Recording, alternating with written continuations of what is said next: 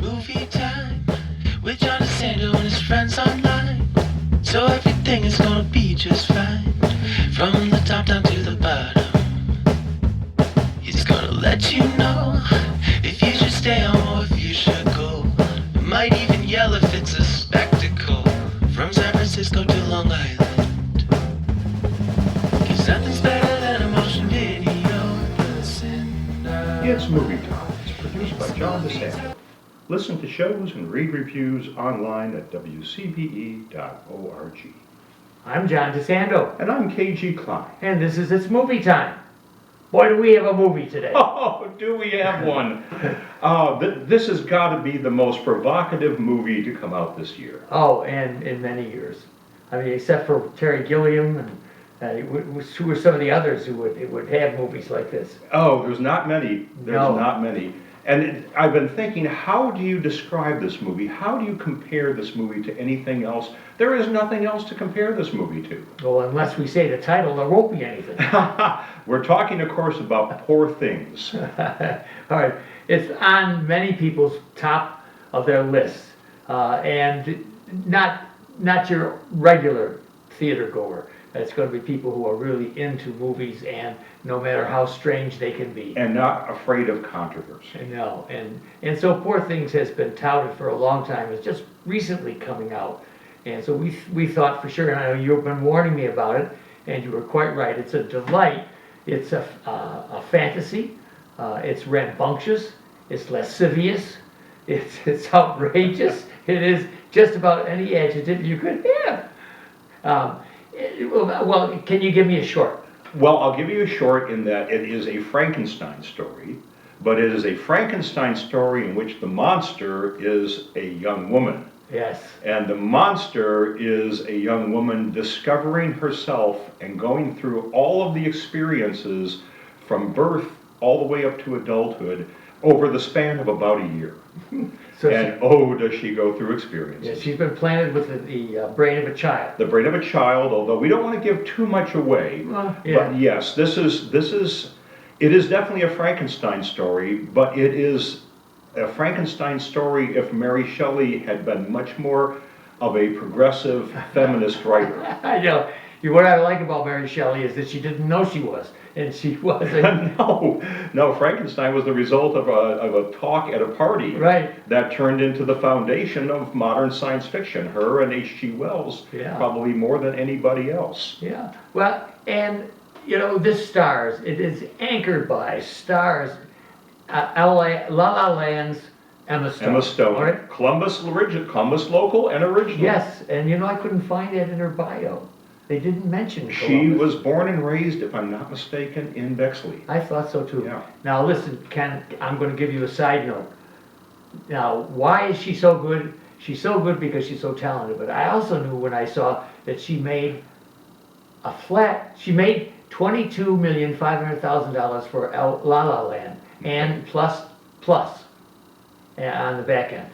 So she did well from La La. Wow.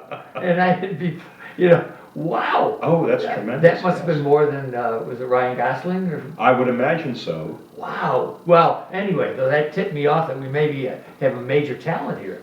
Oh, she's definitely amazing. She is an A-list talent. She has been recognized. She's just waiting for her Oscar. And this is definitely a film that's going to put her much closer to taking home that statue. This is what they call picaresque.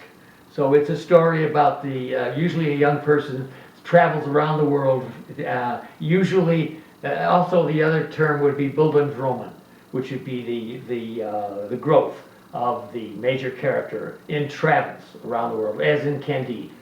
But this is such a controversial and provocative film because there is, well, let me start by saying, as I was walking out of the theater, there was a couple to the left of me and a couple to the right of me.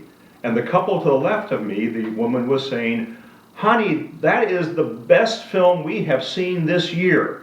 While the couple to the right of me, the woman was saying to her boyfriend, "Is that not the worst movie you've ever seen in your life?" And that's when I knew we had a film here. This is the kind of film that is a delight to review. It's a wonderful film to be a film critic for because you're never going to have oh, that was okay. This is not going to be a film that's going to be just just something you don't think about after a year. This is a film that will stay with you for your lifetime. And this is going to strike fear into the heart of every puritanical theater goer, because delightfully, Emma Stone is naked a great deal of the time, fully naked. There is a tremendous amount of very graphic sex in the film. Yes. The point what we probably need to address is, as she is a child growing up in an adult body, she is learning, she is discovering the world around her, but she is doing so with no shame. She is completely devoid of shame. So whatever feels good, whatever tastes good, what could possibly be wrong with that? How could you not, as she says, want to do this all day? She exclaims the joys of sexual pleasure. Yes. And she can't have enough of it. And because she has no repression, no shame, and dare I say, no religious convictions to stand in her way. Right. And as she's growing, she's meeting men who are drawn and strangely fascinated in this Victorian era to this woman who is devoid of Victorian oppression and Victorian repression, and she is a breath of fresh air to them. But ultimately, her exuberance and her open-mindedness is destroying everyone around her, because they just don't know how to adapt to that. You know, and mentioning Mary Shelley's cluelessness about her own feminism, we have here a real paragon for anyone who wants to claim that a film is about liberation for women and equality for women. It is boldface, right in your face, that women should be allowed to be free and equal. And her biggest playmate is by a favorite actor of Mark mine. Ruffalo. Yes. Oh my gosh, no longer playing the Hulk. Oh, I know. And even his name, the names are terrific. He's Duncan Wedderburn. Duncan Wedderburn.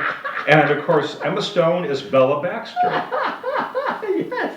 And the marvelous Willem Dafoe playing the role of God, which is how Bella Baxter describes him, because he gave her life. And because his name is Godwin, and as she's just learning how even to speak, she shortens that to God. To God. And you could see the satire coming out. And he does not stop her. He does not.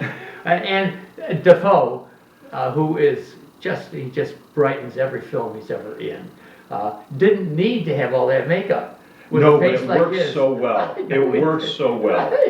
He actually looks like the Frankenstein monster. He looks like the Frankenstein monster, even though he is the creator. He is the scientist. He is Frankenstein. Yes.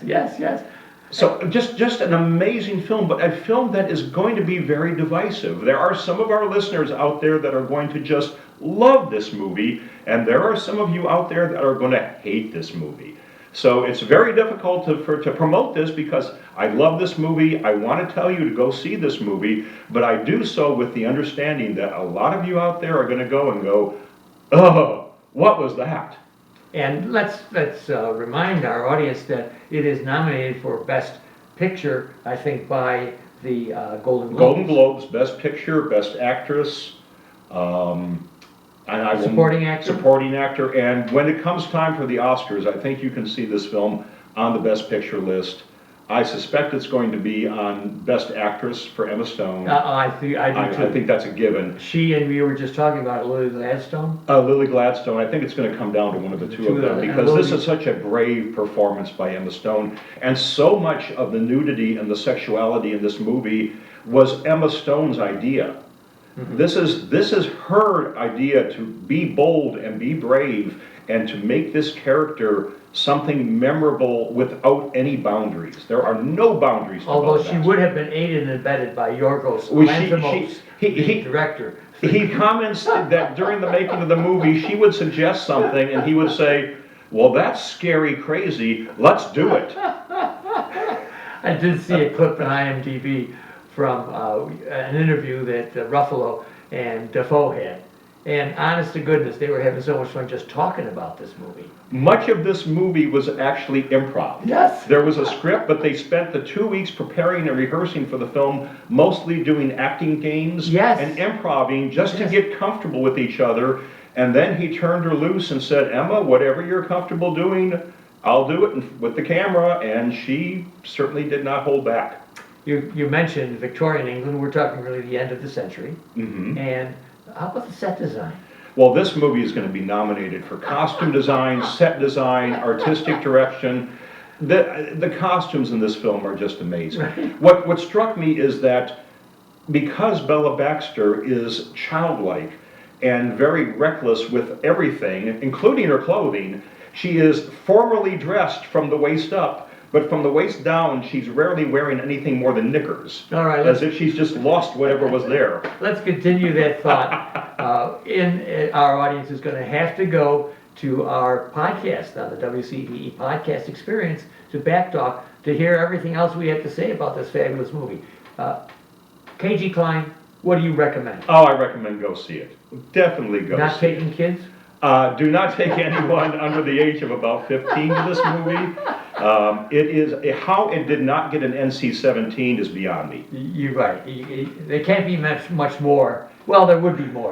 Your regular pornography would They be were more. probably 1 second Yes. a film away from an NC-117. Movie time with John DeSando and his friends online. So everything is gonna be just fine. From the top down to